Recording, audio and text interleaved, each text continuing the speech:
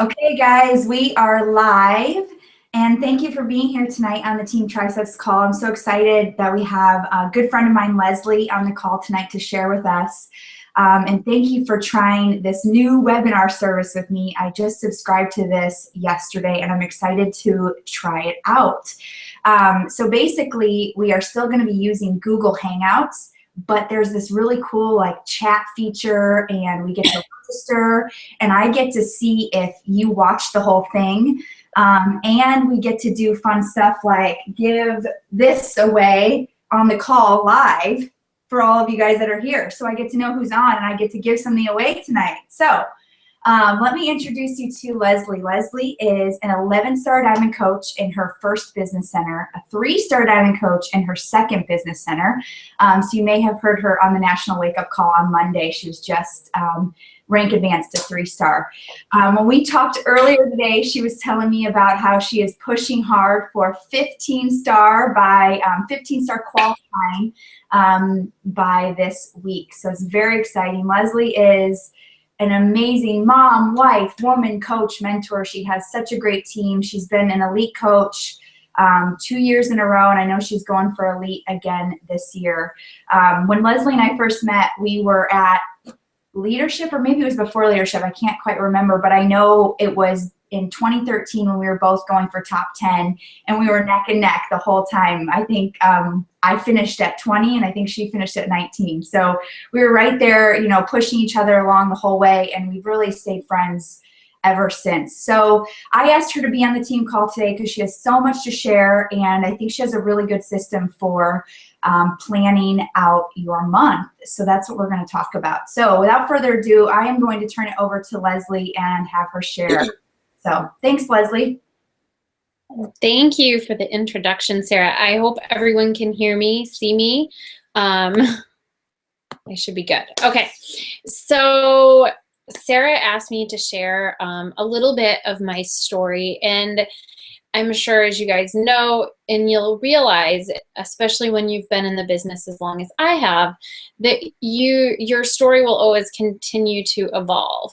So several years ago, I probably would have told you I was a stay-at-home mom living paycheck to paycheck with 2 little girls, and I decided to do something about my health and fitness.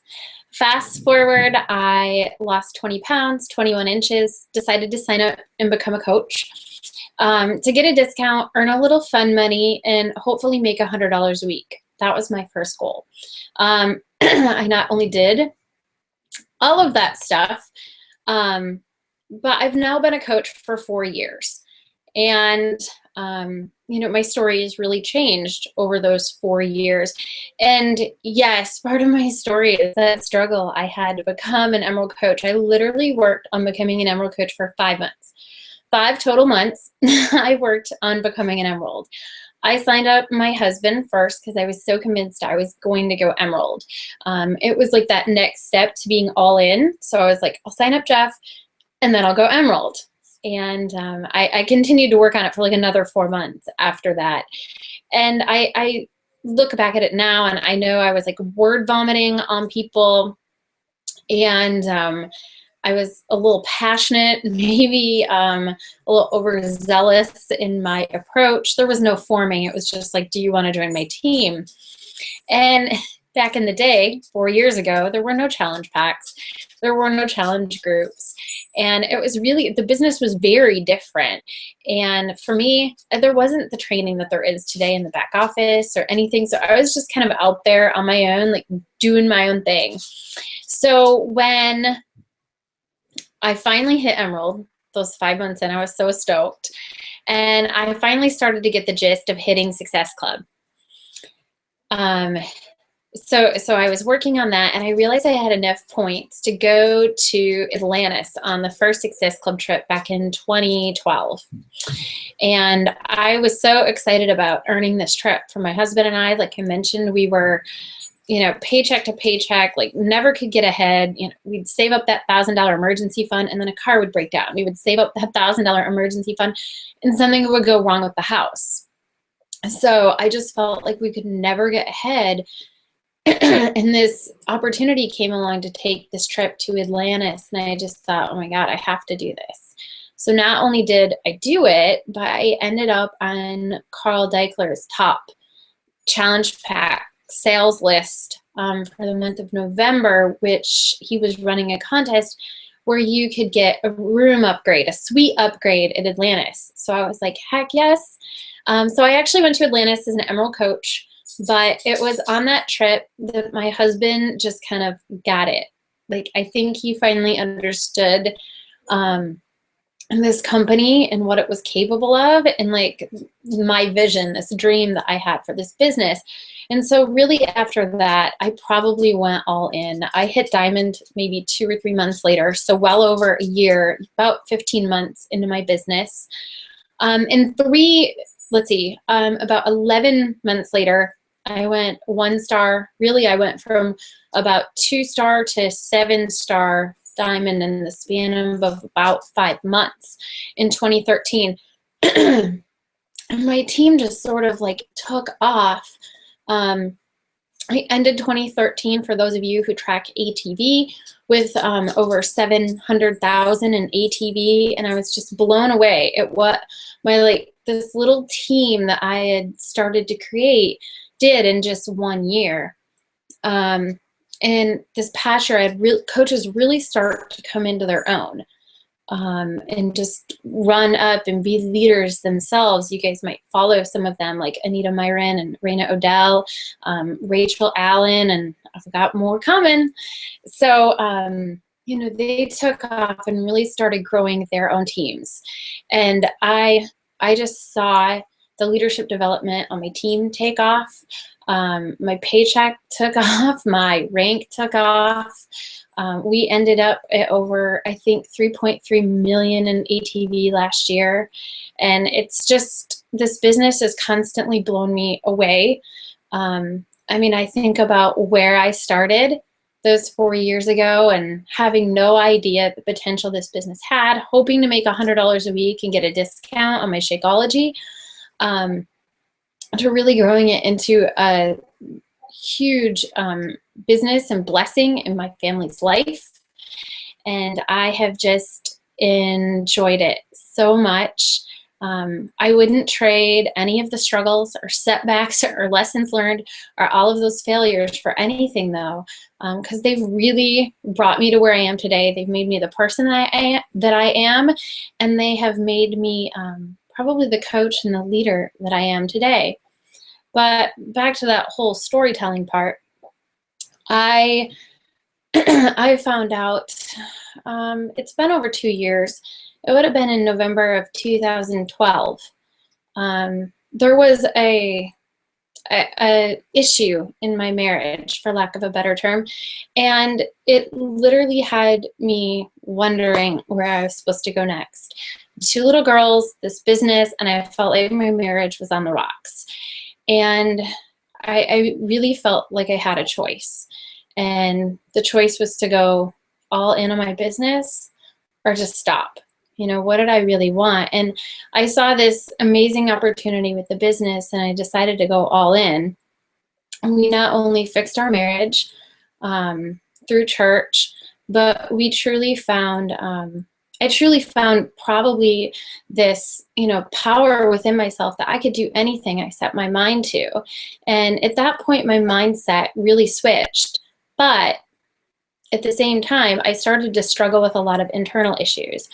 I started emotional eating and binge eating, and I would work out, and then I would eat junk, and I would work on my business all day, and I wasn't taking care of myself anymore. Some of the marriage stuff, really had a negative effect on me. And while I felt like I recovered from that, obviously I hadn't. So I literally just woke up 2 years later, not being the coach that I really wanted to be anymore, the mom, the wife that I wanted to be anymore. And I decided that it could all change today. And actually, I was sitting in church.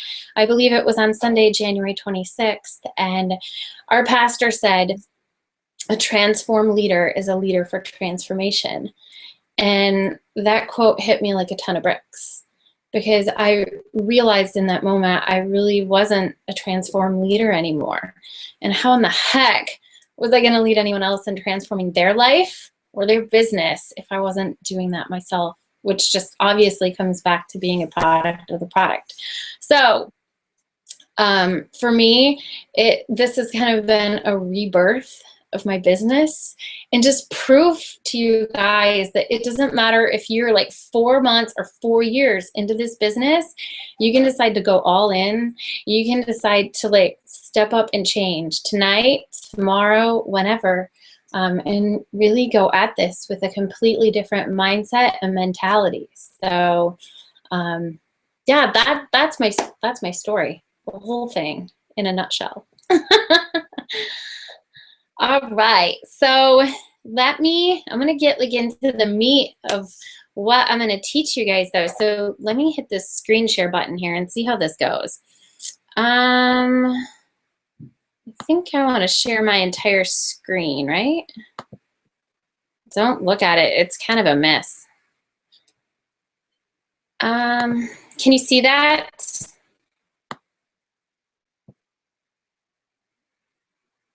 Do you just see Sarah? Crap. See me, sorry. Oh, you can see this though, right? There we go. Yeah, that's good. Okay. So literally, I will kind of walk you guys through how I put together a calendar. And literally, I went on and found this calendar on Google. So I typed in June 2015 calendar, and this popped up. So I save it off to my desktop and drop it into PicMonkey. And I'll kind of walk you guys. I create these every month for my team, but I also would tell you, if you're not creating them for a team, you can go do something so similar to this in your iCalendar or your Gmail calendar, whatever you use, and put something together like this and really plan out your month strategically so that you're filling up every week with something useful and not sitting around wondering what you're supposed to be doing. So this is June, and obviously we still have almost 2 weeks left in May, but I just figured it was easier to kind of share with you how I lay out any given month, and you can really start to recreate it over and over and over again. So you can come in here and I'll kind of show you how I do a few things just so we can lay it out together and it all makes sense. Of course, it's going to be a little slow. So I might do a free clean eating group. I can type. My first week, you probably can't see that, huh? My first week in June. And that's really on purpose. I like to do a free clean eating group, typically, or a free squat challenge, a free dinner prepping challenge, like you pick it, whatever you're interested in. And I typically run a 5-day free group at the start of a month on purpose. It allows me to be able to add a lot of people, add value to their lives, and really give them something without asking for anything in return. My goal is to typically add 70 to 100 new people with a free group that I can begin to build a relationship with. So if I have a free clean eating group starting on Monday, June 1st, I have probably already taken the past 4 days. Typically, I promote them under a pretty short window, typically Thursday, Friday, Saturday, Sunday. I would promote the group, add people to the group, and start the group. I also keep my groups open. So I run basically the same free clean eating group every single month, and I reuse an existing group. I don't really like to waste a lot of time recreating a group, adding documents and pictures all over again. I just rerun the group with the same template and just keep adding new people. That way I know where all of those free customers are, and I can follow up with them at any time or use that group to be able to invite to a future challenge group event. So once I know that I have my clean eating group in there and I kind of know what my promotional period looks like, I might think about when I want to do my challenge group. When should that start? So you can call it whatever you like. I might use paid challenge group starts for calendar purposes, but summer booty boot camp, bring on the bikini. It doesn't matter to me what you call it. Just pick a date that you want to start. If you have a goal and you know what you're aiming for, you're going to hit it. If you don't have a goal and you have no idea when you're going to start and you don't have an order deadline, you're not going to hit your goal. So I typically, and I create this calendar for my entire team. So we're talking new and old coaches. I always have a challenge group that's ongoing, but I like to give them a date to shoot for. So I would say my paid challenge group is going to start on Monday, June 22nd. Reason being, it gives me 2 weeks, these 2 weeks right here. Can you guys see this? I hope. These 2 weeks to start advertising for my group. I might do a post on Thursday about it, inviting. I might create my event over the weekend and start posting in my event. And I would also probably take the next couple of days, maybe every other day. Sunday evenings are another good time to post, and post about my challenge group that's starting, because we're going to put an order deadline on this. And if you have an order deadline, you're going to make sure that you're following up with everyone in time so they can get their order in. So typically, I like to make a cutoff on Monday or Tuesday so that they have several days for their program to arrive and start on Monday. And for me, typically Tuesday is like the drop dead date. If you don't order Tuesday, you're not getting in. I really try and push those to Sunday, Monday. And that way everyone's got a week to get into the group, get familiar. We just talk about, starting drinking water and eating healthy and packing lunches for work, that kind of stuff. And this way, it really kind of structures your month. So you have all of your Success Club points by the middle of the month. So you've got at least Success Club 5 by the 15th. I always learned Success Club 5 by the 5th or 10 by the 10th. But let's face it, when you're a brand new coach, if you got Success Club 5,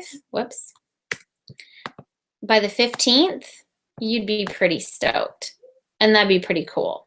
Because anything you got over the next 2 weeks would just be additional. Now, the next thing you might be wondering about that I would put on my calendar, and this is just something that I like to do, but I like to add in when my team calls are so that I don't miss them. I'm sure Sarah would enjoy if you put that on your calendar. So if it's Tuesday, make sure you add it there. And of course, when I'm really doing a team calendar, I make these really pretty. Trying to make this big enough so you guys can read it. You can also, if you're doing this on your iCalendar or something, put in notifications for the National Wake Up Call, for a Zoom that you might be doing with your team, that kind of stuff. You're going to want to make sure that's all included in there. Something else my team does at least once a month is a coach open house. And I don't know if you guys do them, but same thing. If I know that I'm going to host a coach open house, and I usually do them the third week of the month. So let's say we're going to run it Wednesday, Thursday, Friday. I would literally take probably the 5 days prior and post about it and invite to it. So I might invite on Friday, on Sunday, and on Monday. I don't typically create events for them, but I do usually post about it. And I typically do, obviously, personally invite. I always think means the most. and get everyone added into the coach open house that is going to run. So when that's done and the open house would be over, of course, I'm typically chatting and building relationships with the coaches that are in the open house while that's running. But then I might add something to my calendar on Saturday to remind me to follow up with all of those people. Just check in with them, see what they're thinking, if I can answer any questions, that kind of stuff. Another thing that your team might do might be a business opportunity call. And I always think it's important that if you have those on your team during the week or, once a month. We're busy in the summer. I usually do them once a month. I know not everyone can always make it on. So if I have a business opportunity call on, say, a Wednesday night, again, I'm going to make sure that I find an opportunity to post about it, and that I also take a second to be able to personally invite people. I want to give myself at least 2 days to personally invite and message people that I think might be a good fit for that call or that call's topic, so that they can hop on. And again, it's scheduling that little bit of time.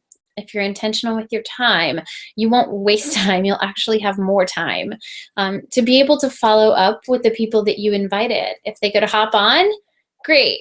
If they couldn't hop on, now you can get them a copy of the recording. And so all of this, and I mean, if we want to talk about scheduling out your month, you can really do an amazing job at it. I typically add in stuff, to post about rank advancements on Thursday, or find a way to recognize coaches. If you're a new coach and your team isn't very big, I would challenge you to find at least a way to recognize a coach on your team almost every week, and kind of create that excitement and momentum until you're getting rank advancements. The same thing goes for sharing, transformations. All of that kind of stuff is so important. Also on your calendar, and I don't put it on here. I mean, there might be a small reminder about share a healthy recipe today, or, talk about why you love Shakeology, or, Flex Friday, something simple like that just reminds them that, some of their posts should be geared towards health, fitness, and nutrition, kind of peppered in with the rest of their real life. And coaching is just one aspect of that. So I think that's important to remind people of. I also typically put in little reminders here that, it's the last day to hit Success Club. Little reminders like this are super important, no matter how long you've been a coach. And I think a calendar or a journal, whatever you decide to use, a piece of paper stuck to your computer, it doesn't really matter. But list out those goals, what you want to hit for the month. It just goes back to being intentional and goal setting. If you want to hit Success Club 10 or 20 and you want to sign 8 coaches, write that out. If you want to have 4 rank advancements, write that out. Put that kind of stuff on your calendar so that when you look at your calendar every day, you're seeing it, and it just starts to become part of your daily routine. So this is a whole month overview calendar. It's meant to give you a good look at what you should be doing. There might be other things on here that your team does, like an Instagram training, or you get to hop on a call that someone else is hosting, whatever it is. It's important to make sure that gets added to your personal calendar too. If you're not the type of person that would print this out and put it in your office to use it, make sure that you transcribe what's on your team calendar that you don't want to miss into your own personal calendar, so that you can see it on a daily basis and be working towards those goals. That's one of my favorite things to do, is really take it and break it down even farther. And remind myself when I need to post in a group, or when I'm running a group, so that I don't mix it up. Because currently I have got 8 groups going, and it's a lot. So if I don't have, and literally I work I don't know if you get from like a sticky note, and I write down all of the groups that I need to check in with for that day and put it on the side of my computer. It doesn't really matter how fancy you want to get with it, but start being intentional with that time that you do have. So once I've kind of got my whole calendar laid up, I start to think about how I'm going to promote an event. And I'm going to pop over here to Facebook. And I just pulled up a picture. And this is just me talking about Monday and my pre-workout. And obviously I'm going to work out. But it's a workout photo. It's showing people, that I work out. It's not an invite to anything. But again, it just starts to plant the seed of like what I do, who I am, that kind of thing. Right? It's not like in your face. I can't be posting like, hello, Beachbody Coach, join my team, or, join my challenge group every day, or what's going to happen? People will unfriend you. That's not real life. So just sharing my life, how, health and fitness is a part of my life, I think is really important. So I might do a post like this on Monday. Then Tuesday, today, I hope you guys can see all these, I did a post about Shakeology, and I just talked about some of the health benefits of Shakeology and shared this photo, and I had people asking me about it and sending me messages, which is what I want, right? It kind of comes back to the jab, jab, and then right hook, where I actually talk about my story, and in the end, invite to a challenge group, because I'm sharing, my before and afters with the 21-day fix. So I think it's important to remember that we can't just always be inviting. We can't always just be inviting, because I think it can turn into white noise. I do think you sometimes have to step back and remember that on social media, people don't want to constantly feel like they're being sold. So you have to make sure that you take some time and really put out like content that represents you. You can make it fun. You can make it silly. Sometimes I use like crazy hashtags, and it just gets people to kind of feel what you're all about. And that way, when you do post for a challenge group, you have more people interested. They've been following you. Maybe they've been answering some of your questions or following your fitness journey. And then you hit them with something like this, and they're like, you know what? I should just do it.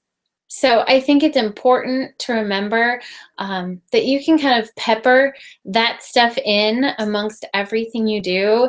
And if you go to my page and scroll through my photos, you will see stuff about my kids, my dogs, my husband, gardening, and then Shakeology, health and fitness, working out, fashion, like kind of who I am.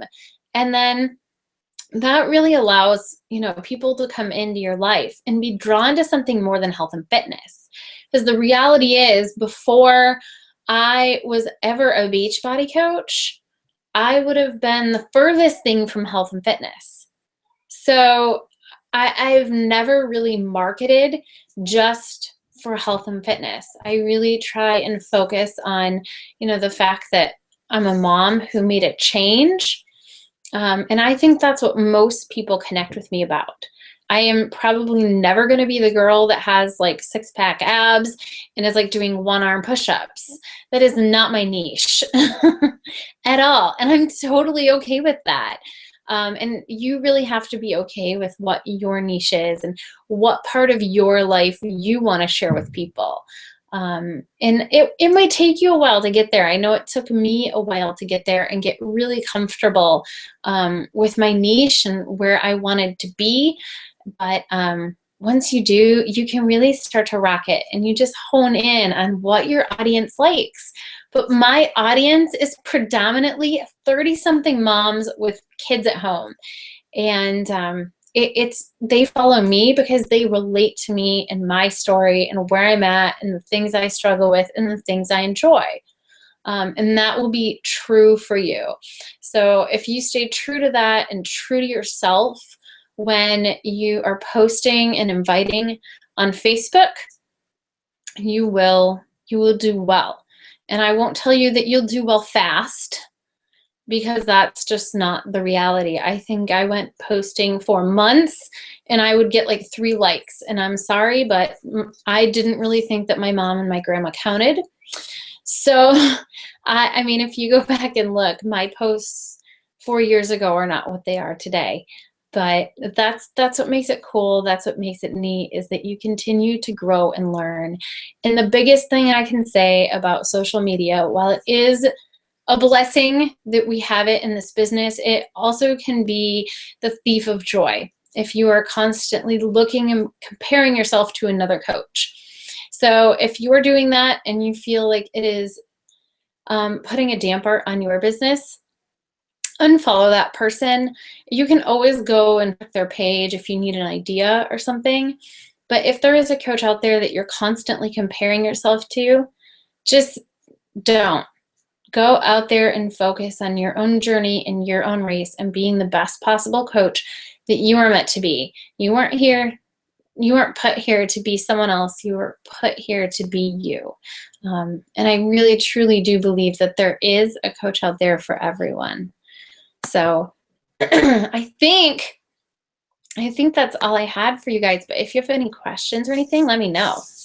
That was awesome. So many golden nuggets. I learned a lot. Thank you so much. I have a couple questions for you. So you keep your free groups open. You just, like you said, you continually keep those open. What about your paid groups? Do you keep those open as well, always? I do. So this year I am running a paid group, and it is staying open the whole year. So as long as they stay on Shakeology, they can stay in the group after their 30 days or whatever their program is over. So I really, I think it's great, because I have girls in there from January now who are, still enjoying it, rocking it. A lot of them have become coaches. But I really found that it's kind of a neat environment, and it has saved me so much time to not have to recreate a new challenge group every single month. I was just like wasting time on Friday nights, like recreating groups, uploading documents, and like kind of driving myself crazy while I'm recreating this group every month for 9 new people. And I just thought, you know what? Okay. I am going to run one big group and see how it goes. So do you do something to like restart it, like a new cover picture, or do you like announce like, hey guys, we're restarting, like, a fresh new 30 days, at least to kind of give them a fresh start? Because I think a lot of people like fall off, right? So there's people that are obviously falling off, and it's hard to keep people engaged with groups. So what do you do to kind of keep them engaged? Yep, I typically do a new cover photo every single month. That just kind of fits with the season and where we are.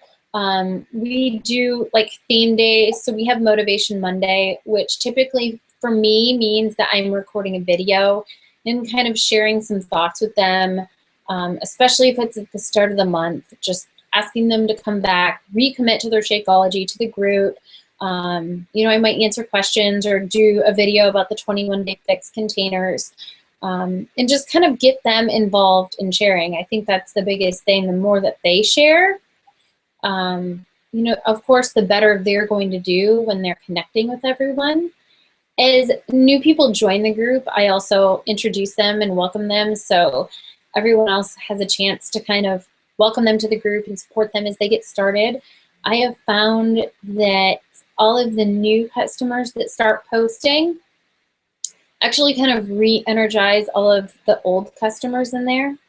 And all of the old customers really start to answer the new customers' questions about what fits in my yellow, or my abs are burning, what can I do? Or my muscles are so sore I can't go up the stairs. And they're in there recommending like Epsom salt baths to each other. And so it's really kind of given me a neat spot to be able to go and talk to people too and say, hey, Sarah, have you ever considered doing what I do? Like, you're already helping me out in the challenge group. So actually a lot of coaches have been born out of that group.